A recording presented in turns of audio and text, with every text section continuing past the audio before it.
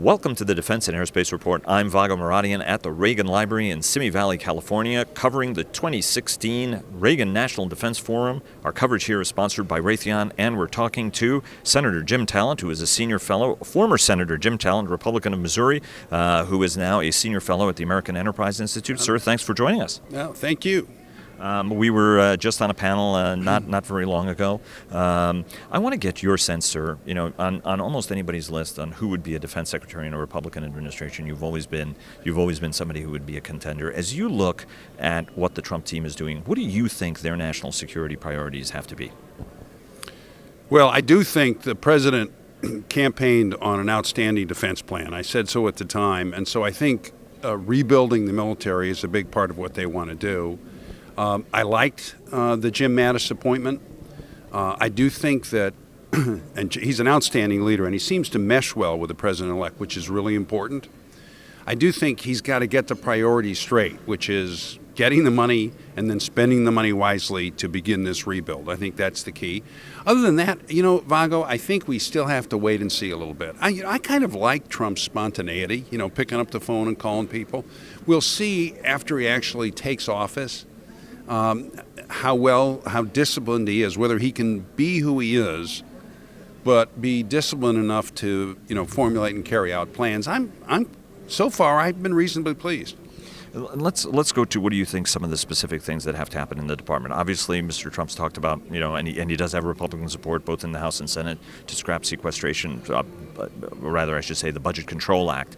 But what do you think once you get into the program and some of the nitty-gritty, what are some of the things that you want to see out of it, whether it's more equipment or more people? What are some of the things that you're looking to see out of his plan? I think it needs to be a decisive but balanced buildup. So I do think in some areas end strength is going to be very important. I think there's pretty much agreement that the end strength of the Army's got to go up.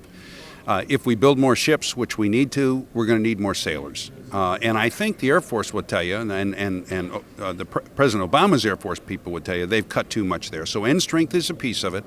Initially, I would buy more of what we're building and we know we're going to need. So I'd get more F-35s. I try to go to 3 Virginia class, a year.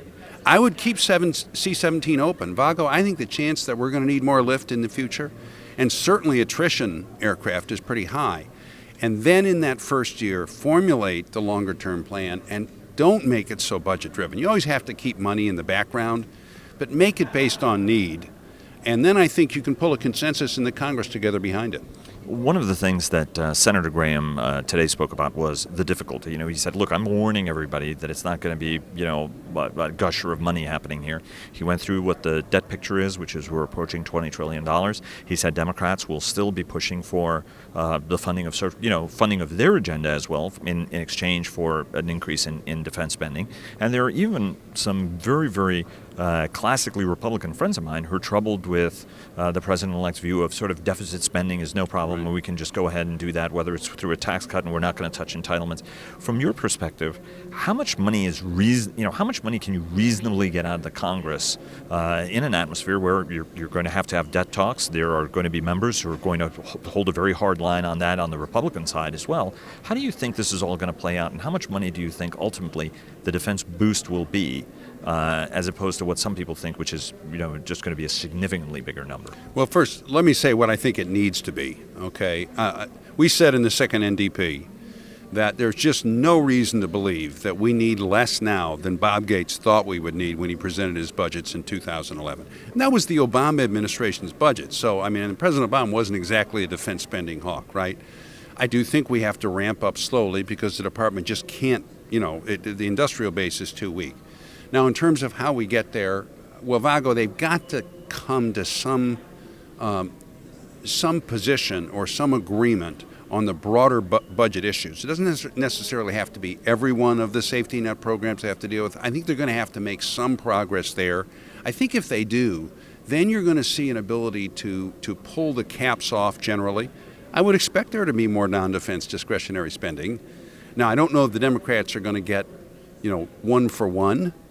And remember, they had the stimulus, which went almost entirely to non-defense discretionary, except for a couple billion, right? So if some of that had been spent on defense, we wouldn't be in the position we're in. So I think it's possible to make that deal, and that's going to be the test for President Trump, isn't it? Do you think that there's going to be support? Members on both sides of the aisle. Nancy Pelosi has told me the same thing. Others have told me that look, everybody understands that entitlement reform is a priority. That has to happen. But there has also been a certain lack of trust between the parties for the fear that one will embrace something or the other will embrace something and they'll get double crossed. Do you think ultimately that there is a right temperature to be able to tackle something which everybody realizes actuarially people are living longer? Right. There are some people who attribute Obamacare to that, right? That there are people who are getting care who ordinarily would not have had care. So I mean, the whole environment, society is generally healthier.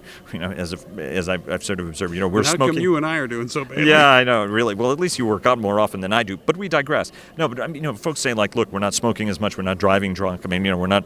Folks are living longer. So from that standpoint, do you think that there is an opportunity to strike some of these entitlement deals that could then fundamentally change the budgetary landscape a little bit and give some headroom? Yeah, I really do. Both because there are needs that members feel are not being met. Defense being one of them, but not the only one. Right? I mean, we're talking infrastructure. Right. I think also remember, as you know, one of Congress's big power is the spending power. And that applies to the discretionary budget. And if you're operating under the sequester, basically the decisions you make don't matter, right? And everybody in that institution has objectives and goals that they want to accomplish, and they really need to get to be able to move and operate in the budget in a normal way. And the third thing I would say is, don't overlook the fact that there's been a change in Democratic leadership in the Senate. And not taking anything away from Harry Reid, but I think he had worked into, let's face it, a paralyzed relationship with Mitch McConnell. We have a different person now. And Chuck Schumer knows how to come to agreements when he wants to. So I'm hopeful that relationship, the McConnell-Schumer relationship, will be strong enough to pay off for the country on some of these issues.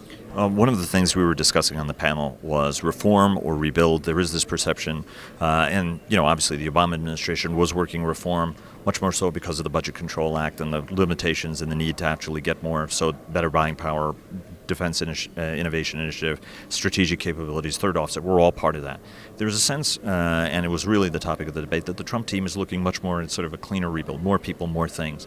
Do you think that the team is also going to embrace reform as well in some capacity? And if so, what shape do you think that takes? Well, I do, in the sense that, when you're trying to manage that enterprise and you see something that's all screwed up, you're naturally going to want to try and fix it. What I hope, and what I said in our mini debate today, was I think the major attention and focus needs to be on outcomes rather than inputs. In other words, we've got to build up this force. And I hope that the time and energy of the top leadership doesn't get sucked into doing things which may be good but aren't that high a priority. Now, what are they going to look at? They have to continue working on acquisition reform because you've got to get something for what you're paying. And I think they'll continue to look at different personnel areas because the department does need to update its personnel policies in order to recruit and retain better. Let me ask you an allies question. There have been statements that the president-elect made, certainly when he was on the campaign trail, whether about NATO or a variety of other topics, his opposition to TPP. Lindsey Graham, in views that are shared on a bipartisan basis by Democrats also, as well as by Republicans, John McCain in particular, that are very, very concerned that this team is going to somehow undermine NATO, whether it's by putting cooperation with ISIS, cooperation with Russia to fight ISIS over potentially Ukraine, or concerns obviously in the Pacific as well. Do you think that the president-elect has to change his tone? I mean, you sort of said like the freewheeling thing is good, but do you think that perhaps there has to be a change in tone? And how important do you think it is for the United States at this point to be reassuring its allies who are getting particularly worried? We heard from a Polish lady, got up during the lunch and sort of said like, hey, can you reassure us somehow? Mm-hmm. How important do you think that is? And how dangerous do you think it is if the administration does anything that would seem to ease away from allies to give the Russians a little more breathing room? Who was the first foreign leader that he met with after the election? It was Prime Minister Abe. Right, I don't think that was an accident. He called the president of Taiwan yesterday. I'm reading, and we don't know for certain, right? The man does not have a record in public life, and it's not like the campaign on either side focused a whole lot of detail on foreign policy. But I'm reading him as basically a realist in foreign policy. I think he's going to look, I'm talking now the term of art, realist, as you know. He's going to look at what America's interests are in any particular situation. He's going to want to deal with other countries' governments sort of as they are.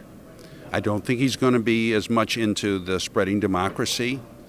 And this is, the realist line is a very healthy mainstream of American foreign policy. And I think you're also going to see a lot more personal involvement, which Clinton did and H.W. did before him, although obviously H.W. has a different personal style than Donald Trump. But the point is the same sort of hands-on. I think that's very clear. So look, as I said, I like what I've seen so far on balance. And I think we all ought to give him the benefit of the doubt and see how he does. A cabinet full of a lot of generals, is that a concern for you as it is for some other folks on the Hill? I've been thinking about that, and I'm actually reading some articles about that the restriction in the National Security Act of 47 was not the tradition in the past.